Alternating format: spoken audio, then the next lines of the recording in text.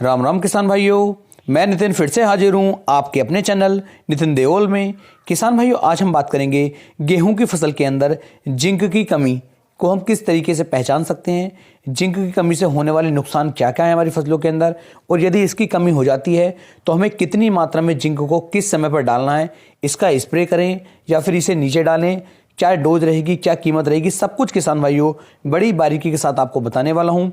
तो वीडियो को आप पूरा देखें जिससे कि आपको एक सही और अच्छी जानकारी प्राप्त हो सके। यदि आप सभी चाहते हैं तो वीडियो जो है लाइव आनी शुरू हो जाएंगी, यानी कि बिल्कुल लाइव सामने बैठकर मैं आपको बताऊंगा कि कहाँ क्या कैसे किस तरह की दिक्कतें आपकी फसलों के अंदर आ रही हैं और इनसे आप किस तरीके से बच सकते हैं और अपनी फसलों से आप एक अच्छा और सही उत्पादन किस तरीके से निकाल सकते हैं। ये सब कुछ किसानों में मैं आपको बताने की कोशिश करूंगा, तो आप मेरे चैनल पर आकर के एक से एक अच्छी जानकारी प्राप्त किसान भाइयों कर सकते हैं। आज का हमारा टॉपिक है गेहूं की फसल में जिंक की कमी के लक्षण और उपाय। किसानों, गेहूं की फसल के अंदर जैसे ही जिंक की कमी होनी शुरू होती है तो हमारी फसल की जो बढ़वार होती है, बढ़वार रुक जाती है, बढ़वार जो है तेज नहीं हो पाती है, पौधे जो हैं किसान भाइयों छोटे रह जाते हैं और उनकी जो पत्तियां होती हैं वे पीले हरे रंग की होनी शुरू हो जाती हैं और जो पौधा होगा हमारे वो अच्छी तरीके से ग्रोथ किसान भाइयों फिर नहीं कर पाएगा। एक जगह पर आपकी फसल ऐसे मान लीजिए जैसे ठहर सी गई हो, रुक सी गई हो। अब बात करते हैं ये कहाँ पर ज़्यादा होता है, किस मिट्टी में ज़्यादा होता है और किसानों को किस कमी के कारण ये होता है। सबसे पहले आपको बता दूं, जिन खेतों के अंदर गेहूं की और धान की फसल ली जाती है उन खेतों के अंदर जिंक की कमी किसान भाइयों कुछ ज़्यादा पाई जाती है अन्य फसलों के मुकाबले। और दूसरा किसान भाइयों, जहां पर जो है चूने वाली रेतीली मिट्टी होती है या फिर क्षारीय चिकनी मिट्टी होती है, इन मिट्टियों के अंदर भी किसान भाइयों जो हमारा जिंक होता है इसकी कमी पाई जाती है। दूसरा, जो पीएच मान होता है, पीएच मान यदि आपकी मिट्टी का ज़्यादा है तब भी किसान भाइयों जिंक की कमी आपको देखने को मिलेगी।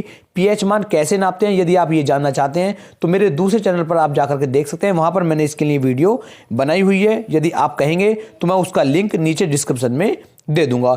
अब बात करते हैं और क्या क्या दिक्कतें हमें दिखाई देती हैं। तो आरंभ में यानी कि स्टार्टिंग में किसान भाइयों जब नई नई शाखाएं बननी शुरू होती हैं, जो इनके किनारे होते हैं इन पे किसान भाइयों हल्के हल्के से पीले धब्बे दिखाई देते हैं जो लंबाई में धीरे धीरे फैलना शुरू हो जाते हैं और लास्ट में पहुंच करके किसान भाई ये पीले भूरे रंग के होकर के इनमें चेंज हो जाते हैं, यानी कि बाद में पीले और भूरे रंग के आपको दिखाई देने शुरू हो जाते हैं। दूसरा, जिंक की कमी के कारण जो हमारी फसल होती है ये किसान भाइयों पकने में काफ़ी लंबा समय लगाएगी।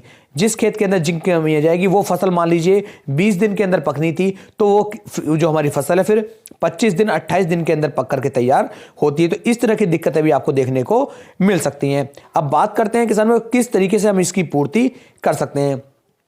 तो वैसे तो कहने का मतलब यह है कि हमें हर साल जो है जिंक नहीं डालनी पड़ती है, लेकिन किसान भाई आपको कम से कम 2 साल के अंदर एक बार जिंक का यदि आप उपयोग कर रहे हैं तो आपकी फसलों के अंदर जिंक की कमी गलती से भी दिखाई फिर नहीं देगी। इसकी यदि मैं डोज की मात्रा की किसान भाई बात करूं तो 5 से लेकर 6 किलोग्राम प्रति एकड़ के हिसाब से आप इसे हर 2 साल के अंदर यदि अपनी फसल के अंदर डालेंगे। जो हमारी बुआई करते हैं, बुआई करने से आखिरी जो हमारी जुताई होती है, आखिरी जुताई के समय पर हमें 6 किलोग्राम जिंक को अपने खेत के अंदर डाल देना चाहिए। तो आने वाले 2 सालों तक ये जिंक की कमी को मतलब पूरा करके चलता है और हमारे खेत के अंदर जिंक की कमी नहीं आती है। और यदि किसान भाइयों आपकी फसल खड़ी हुई है इस समय पर और उसके अंदर जो है पीलापन आपको दिखाई दे रहा है, आपको लग रहा है कि आपकी जो फसल है उसके अंदर जिंक की कमी आ गई है, तो इस समय पर आपको क्या करना है उसके बारे में आपको बता दूं। तो इस समय पर किसान भाई आपको 1 किलो जिंक सल्फेट ले लेना है। जिंक सल्फेट आप किसी भी कंपनी का ले लीजिए, किसी अच्छी कंपनी का लें।